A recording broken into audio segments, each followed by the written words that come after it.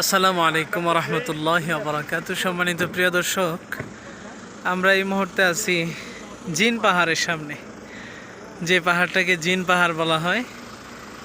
এই জিন পাহাড়ের সামনে আমরা আছি। আমাদের মকবুল হজ কাফেলার সম্মানিত চেয়ারম্যান মহোদয়, তিনি আমাদেরকে আজকে নিয়ে এসেছেন। আপনাদেরকে আমরা দেখাবো এটা হলো চতুর্দিকে জিন পাহাড়। জিন পাহাড়ের দৃশ্য।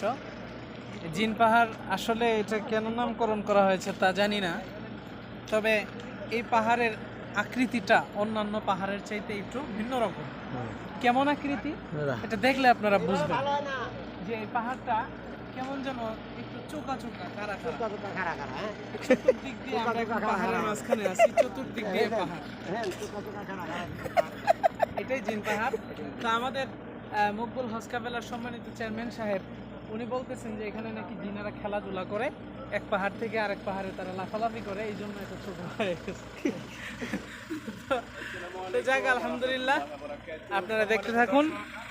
ফটো সেশন করতেছেন আমাদের কাফেলার অন্যতম সদস্য, যিনি আমাদের গাজীপুরের 52 নং ওয়ার্ডের অন্যতম একজন নেতা, জনাব মোহাম্মদ শেখ মুজিবুর রহমান সাহেব। তো উনি ফটো তুলতেছেন। এরপর আরেকজন আছেন আমাদের 52 নং ওয়ার্ডের অন্যতম একজন ইঞ্জিনিয়ার সাহেব, ওনারা ফটো সেশন করছেন আলহামদুলিল্লাহ। তারপর আমাদের 52 নং ওয়ার্ডের টঙ্গী বাটা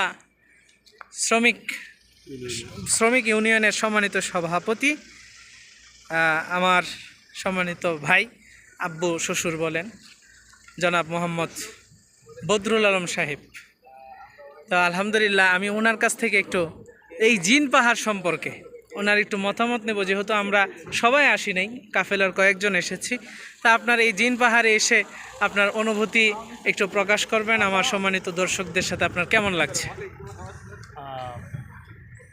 আসসালামু আলাইকুম। আসলে আমরা অনেক পাহাড় দেখেছি, কিন্তু এই পাহাড়টা একটু ব্যতিক্রম। আজকে আমরা সকাল থেকে সফরে বের হয়ে আমরা যে পাহাড়গুলো দেখছি সেগুলো আসলে আমরা যে দেখছি আসলে এগুলো কালো পাহাড়, লাল পাহাড়। আর এখানে এসে যে পাহাড়গুলো দেখলাম, এই পাহাড়গুলো হচ্ছে সম্পূর্ণ একটু ব্যতিক্রম। তার মানে এই পাহাড়গুলোর একটু মনে হয় যে উপর থেকে কোনো গজব পড়ছে। এই পাহাড়গুলো মনে হয় যে একটু বিধ্বস্ত। তো সেই দৃষ্টিকোণ থেকে এই পাহাড়গুলো আগের পাহাড়ের চাইতে একটু ব্যতিক্রম। তো আসলে খুব ভালো লাগতেছে এই জায়গাটায় আশা ছিল যে এই জায়গাটা এসে দেখবো। তো আমি আশা করব যে আসলে আপনারা সবাই নিয়ত করেন, উমরা হোক আর হজ হোক, আসার জন্য আপনারা উমরাতে আসেন, হজে আসেন, আইসা এই জিন পাহাড় সচক্ষে দেখে যাবেন। আমাদের যেমন ভালো লাগছে আপনাদেরও ভালো লাগবো, নতুন নতুন কিছু দেখবেন। আপনাদের সকলের আশার কামনা করে আল্লাহ রাব্বুল ইজ্জতের কাছে এই দোয়া করে যে আপনাদের জন্য আশার তৌফিক দেয়, আমরা সেই দোয়া করে। আমিন আমিন, অসংখ্য শুক্রিয়া, ধন্যবাদ। তা আমাদের এই জিন পাহাড় সম্পর্কে যিনি আমাদের মকবুল হজ কাফেলার সম্মানিত চেয়ারম্যান মহোদয়, যিনি এই জিন পাহাড় সম্পর্কে অনেক সুন্দর সুন্দর আজনবী তথ্য আমাদেরকে দিচ্ছেন। অবশ্যই এটা হাসির ছলেই দিচ্ছেন, কেউ আবার বিশ্বাস করবেন না। জিন পাহাড়ের এটাই শেষ জায়গা, এখানে আর পাহাড় তারা কাটতে পারে নাই। পাহাড় কেটে যে রাস্তা করবে এটা আর পারে নাই, এই জন্য এটাই শেষ মানে বর্ডার জিন পাহাড়ের। তো আমাদের সম্মানিত চেয়ারম্যান মহোদয়ের দুই একটি কথা শুনবো এই জিন পাহাড় সম্পর্কে। আর আরেকটা কথা, যে অনেক কাফেলা নিয়ে তিনি এখানে এসেছেন। তো আমাদের এই কাফেলাটা নিয়ে যে তিনি আসলেন, এখানে আলেমরা আছেন, বক্তারা আছেন, তো আপনার আসলে কেমন লাগছে সব মিলিয়ে? আলহামদুলিল্লাহ, আল্লাহ রাব্বুল আলামিনের দরবারে শুকরিয়া যে আল্লাহ সুবহানাহু ওয়া তাআলা অন্যান্য সফরের চেয়ে এই সফরটা একটু ব্যতিক্রম হচ্ছে আমাদের। কারণ আমাদের এই সফরে আলহামদুলিল্লাহ ওলামায়ে কেরামদের একটা বহর আছে। আলহামদুলিল্লাহ, প্রায় আমাদের এখানে 3 জন আলোচক রয়েছেন যারা বাংলাদেশের মাঠ কাঁপান ইসলামী বক্তা হিসেবে আলহামদুলিল্লাহ তরুণ বয়সেই অনেক যশ খ্যাতি অর্জন করেছেন।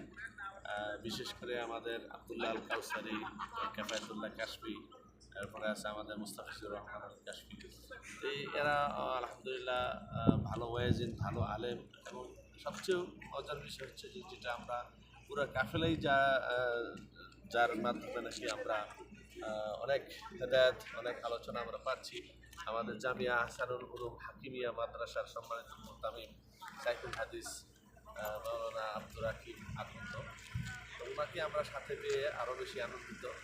তো সর্বোপরি আমি এই কাফেলার পরিচালক হিসেবে এই সফরে অনেক খুশি, এই জন্য যে আলেমদের একটা খেদমত করার সুযোগ আমার এই কাফেলার মাধ্যমে হয়েছে, এবং আলেমরা থাকার কারণে সব হাজি সাহেবরাও এখান থেকে উপকৃত হয়েছে, উপকার পেয়েছে। তো আজকে ওয়াদিয়া জিনে নয়, শুধু আমরা সকাল থেকে আমাদের সফর চলছে র্যান্ডম বিরতিহীনভাবে। আমরা গিয়েছিলাম বদরে, তিরিশিফা, দিনে রাওয়াহা, বাগপাড়ায় সোহাদায় বদর, মসজিদে আরিশ, জঙ্গে বদর, সব কিছু আমরা দেখি। সর্বশেষ আমরা এই ওয়াদিয়া জিনে আমরা চলে আসি। এখানে এসে হাজি সাহেবদেরকে আমরা পাহাড় দেখানো। এখন আমরা ইনশাল্লাহ একটু পরে লাইভে আপনাদেরকে ইনশাল্লাহ দেখাবো যে এখানে গাড়ির স্টার্ট বন্ধ থাকবে, তারপরে এই গাড়িটা 100 কিলোমিটারের উপরে গতি। তো এগুলা কেন হচ্ছে, কী হচ্ছে, যে আল্লাহ আলম, আল্লাহ ভালো জানেন। বিনোদন কেন্দ্র দেখার মতন একটু আশ্চর্য কিছু বিষয় আছে, এই জন্যই আমরা আসি, দেখি। এছাড়া এখানে উল্লেখযোগ্য কোনো ফজিলত বা উল্লেখযোগ্য কোনো ইতিহাস এখানে নাই। অনেক অনেক শুক্রিয়া, জাযাকাল্লাহ, হায়াকাল্লাহ।